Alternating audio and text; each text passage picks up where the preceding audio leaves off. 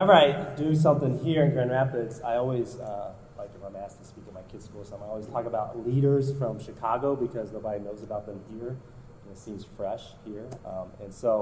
When I graduated from college, I went to Chicago, and I went to Chicago at a very interesting time. And so I learned a lot of people. So I'm going to introduce you to a couple people really quick, but I'm not really going to talk about them too much.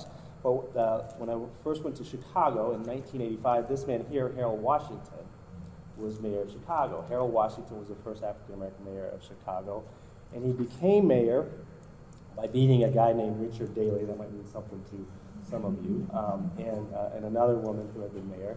But he created a rainbow coalition. Now, I tell you about him because were it not for Harold Washington and the movement that created him, there would have been no Karamazov who would become senator in 1992, and there would have been no Barack Obama to become senator later on that decade, and then thus we wouldn't have Barack Obama as president.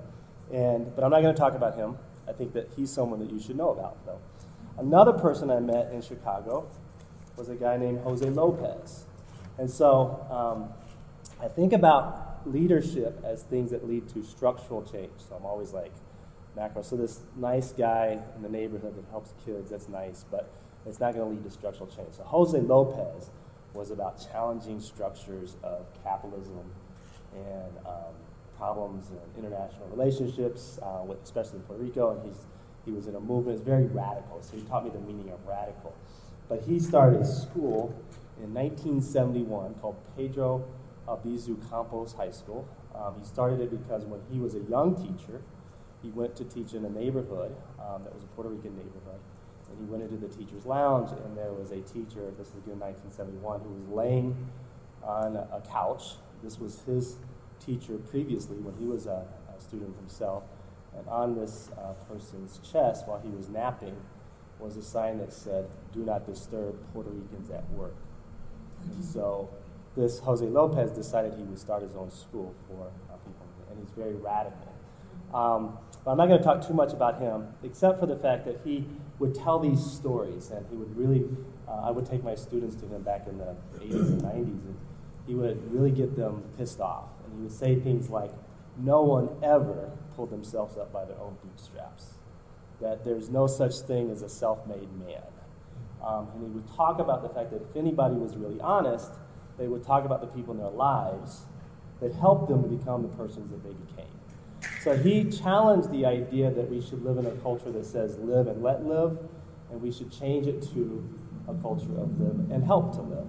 And so that's a real interesting thing. So listening to the leadership lessons the last couple times, I thought about talking about people like Harold Washington, or like Jose Lopez, and really Jose Lopez just represents a whole bunch of people in my life that I've kind of sought out who were community changers that I wanted to kind of emulate. But then I started thinking about who is it that actually influenced me the most. And I came up with a very unlikely person. So I got two pictures here. I'm going to hold them out. There's a picture of me on my left and a man named Ted Benz. And there's a picture of me on my right, which you'll have to look harder to find, and another picture of Ted Benz. Now, if you'll notice, Ted Benz, who is on your right in both of these pictures, looks the same in 1980 as he did in 2009 when I saw him again. So 30 years later, he still looks like a 70-year-old man. He was a very unlikely leader. He drove a blue Datsun pickup truck that was always trashed. Oftentimes the window was plastic as in saran plastic, and he would pick up, I was a runner, and he would pick us up every day and take us running. He took me and my teammates to West Point, to New Jersey, to Washington, D.C., under the guise of a cross-country meet in New Jersey, and I was able to meet him again a few decades later, actually via Facebook. Our team ended up creating a reunion.